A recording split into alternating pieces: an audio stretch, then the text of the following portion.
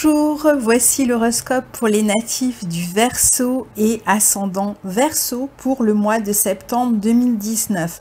Donc je vous rappelle qu'il vaut mieux écouter à la fois l'horoscope qui correspond à votre signe solaire et à votre ascendant.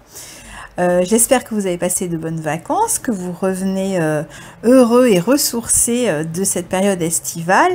Donc cet horoscope généraliste, je le précise à chaque fois, qui ne correspond pas à votre thème précisément, qui est un horoscope généraliste, qui va nous parler des énergies qui sont brassées au cours du mois de septembre, va être divisé en deux quinzaines. Donc la première quinzaine qui va du 1er au 14. Alors, qui démarre avec un amas planétaire en Vierge. En fait, on est dans la continuation de ce qu'on a vécu sur la fin du mois d'août.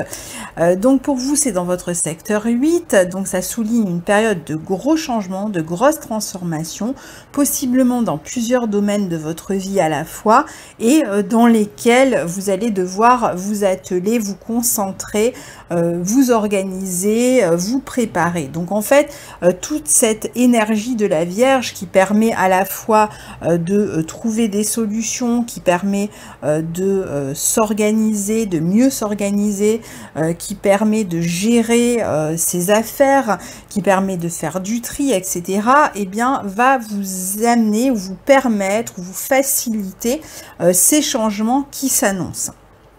Alors, probablement qu'il y a des changements concernant votre travail, votre quotidien, votre santé, votre hygiène de vie, mais aussi vos finances, puisqu'on est dans le secteur 8, qui est un secteur qui est relié aux finances surtout que l'on a en commun avec les autres. Donc, il peut s'agir d'une période où l'on règle des questions d'argent après avoir signé un nouveau contrat. On peut régler des questions d'argent après avoir rompu un contrat, des indemnités, des questions d'indemnité par exemple. On peut régler des questions d'argent avec un associé, d'argent en commun, d'investissement. On peut régler des questions qui vont concerner les finances du couple.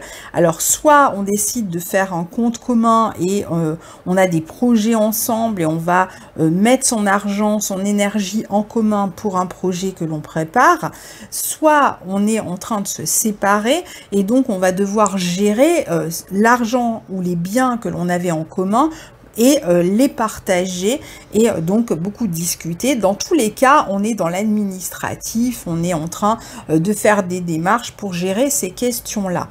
On peut aussi se renseigner auprès d'un banquier pour contracter un prêt, pour faire un emprunt ou pour gérer un prêt existant, pour le transformer peut-être. Ça peut être une période aussi où vous allez faire les démarches nécessaires pour obtenir une aide sociale parce que vous avez peut-être une forme d'insécurité dans votre vie matérielle. Rappelons-nous que vous avez Neptune et la Lune noire dans votre secteur 2 qui peut gérer une forme de confusion et d'insécurité sur le plan matériel. Alors, il est possible pour certains que vous vous engagiez dans un nouveau foyer, que vous preniez votre indépendance et donc que vous soyez séparés, séparés récemment et que vous ayez à réorganiser une nouvelle vie. Il est possible que d'autres, au contraire, décident d'emménager avec un nouveau partenaire, d'acheter, ou avec un partenaire, même s'il n'est pas nouveau, d'acheter un bien immobilier en commun, et donc que vous soyez en train de vous occuper, décidément, des détails d'un prêt, que vous soyez en train de vous occuper de papier à signer par rapport à la vente ou à l'achat d'un bien. Donc tout ce qui concerne le quotidien ici va vous occuper, notamment tout ce qui concerne les finances dans le quotidien. Alors pour ceux qui travaillent dans un domaine qui est lié aux banques, aux assurances,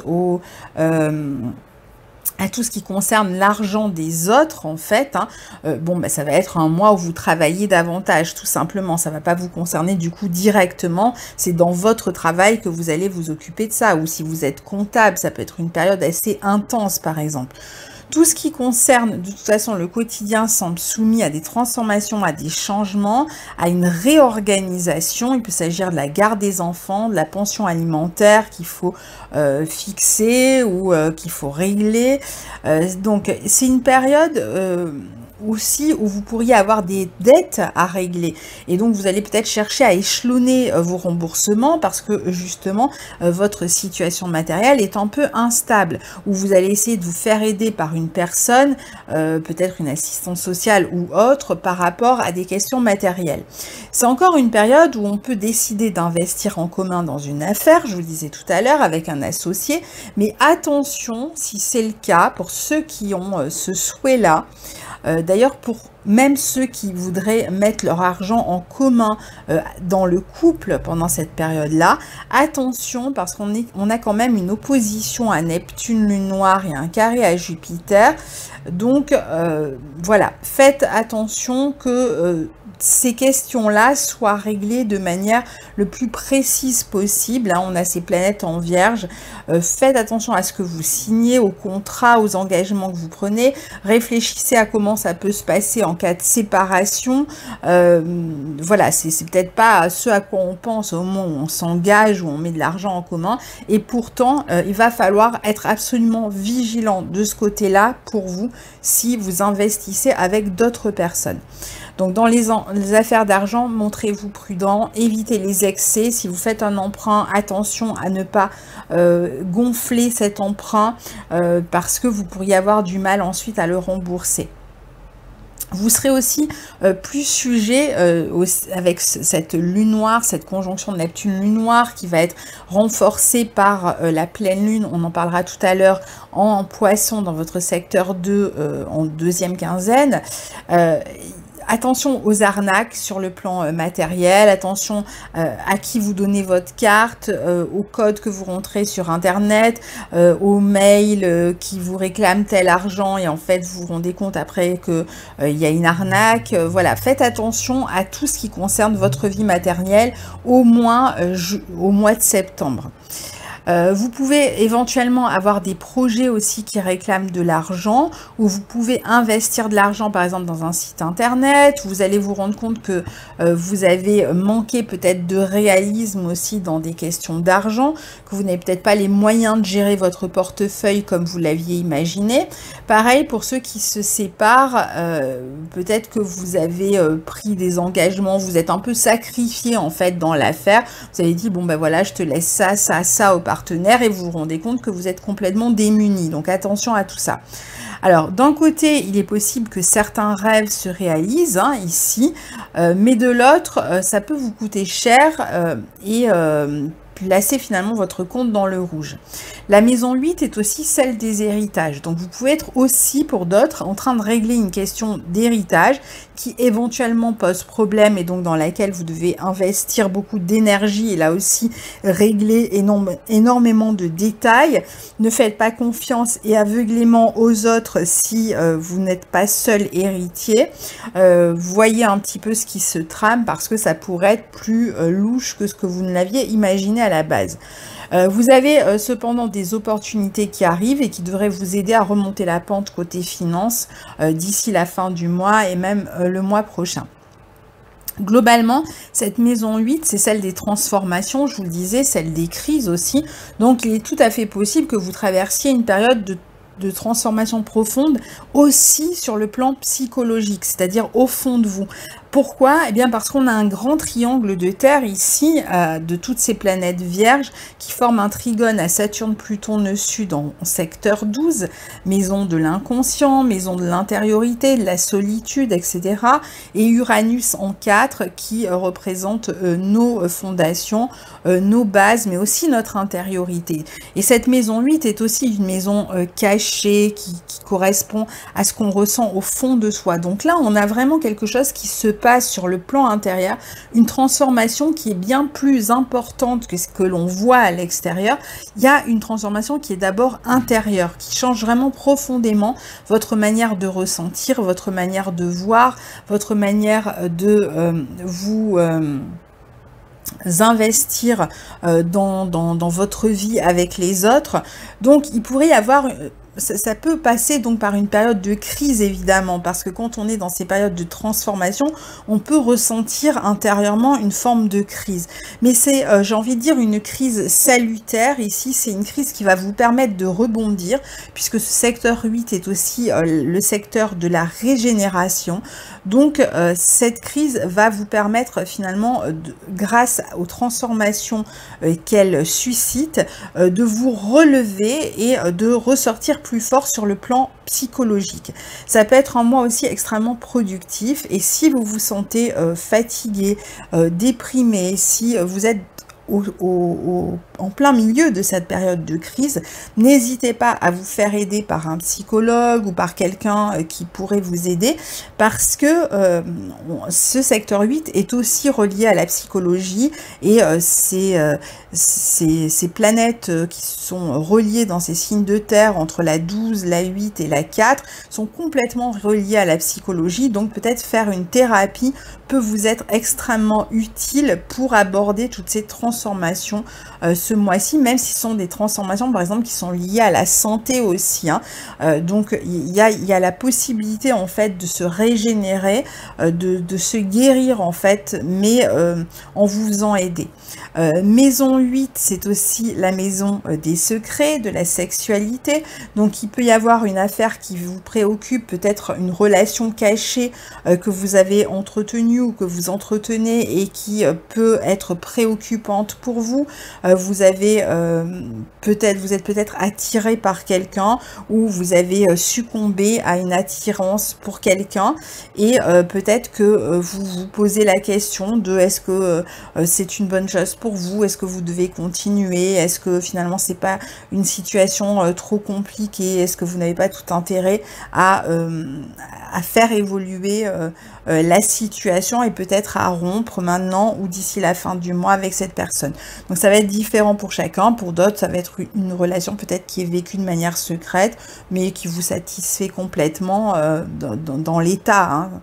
Alors ensuite, on passe à la deuxième quinzaine, avec un point de culmination de toute cette énergie dont j'ai parlé, puisque on va avoir une pleine lune en Poisson dans votre secteur 2, une pleine lune neptunienne conjointe à la lune noire, en opposition aux planètes en Vierge, au carré de Jupiter en Sagittaire. Donc une pleine lune qui a quand même quelque chose d'extrêmement flou, confus. Et là, ça va se passer surtout dans vos finances. Donc, comme je vous disais, il peut y avoir soit à ce moment-là, autour du 14, parce que la pleine lune aura lieu le 14 septembre, peut-être soit une prise de conscience ou un éclaircissement sur une arnaque que vous avez subie et sur laquelle vous n'aviez absolument pas vu ce qui se passait. Soit il peut y avoir justement à partir de là une période où vous allez bénéficier d'une aide sur le plan matériel, ça peut venir de la famille, ça peut venir d'un héritage, d'un service social ou autre. Soit il peut y avoir aussi de la lumière qui est mise justement sur des questions d'héritage qui étaient un peu compliquées, un peu floues, où toutes les questions d'argent en fait vont être un peu éclairées à partir de là, dans cette deuxième quinzaine. Les planètes commencent en même temps le 14 à basculer en balance dans votre secteur 9. On a d'abord Mercure et Vénus le 14, puis le Soleil le 23, donc qui vont mettre l'accent davantage sur des questions d'officialisation, de philosophie, de réflexion, d'idéologie, de voyage, d'étrangers, etc. Donc à partir de la deuxième quinzaine, on bascule sur cette énergie-là.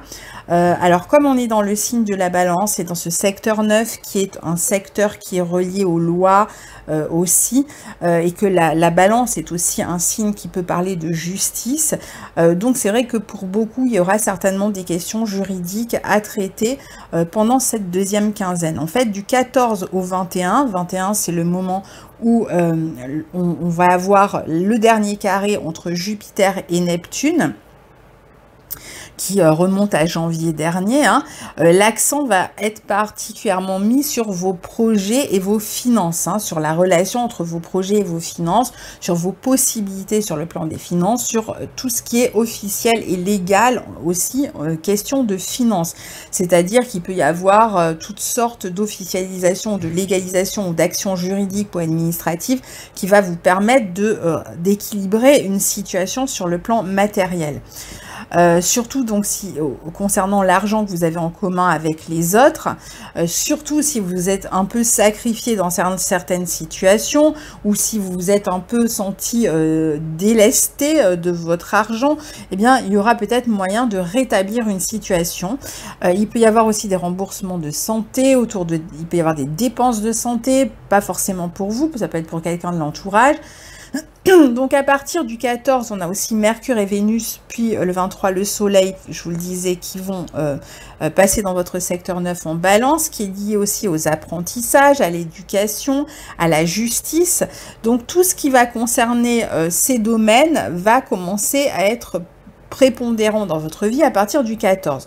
D'autant plus, alors donc avec toutes ces planètes en Balance, il peut y avoir, je vous disais, le domaine légal qui va être mis en avant, la possibilité par exemple de légaliser une situation ou la possibilité de faire appel à la justice pour régler une situation.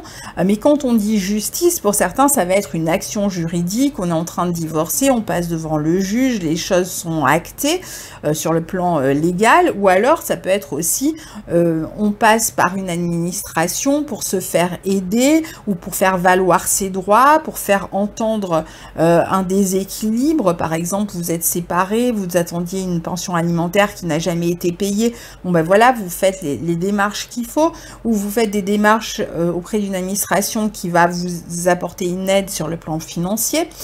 Ça peut être aussi le fait, par exemple, de légaliser, d'officialiser une entreprise à partir de cette deuxième quinzaine et même jusqu'à mi-octobre. Ça peut être le fait de passer devant un notaire si vous achetez un bien immobilier, si vous en vendez un ou si vous avez des questions d'héritage à régler.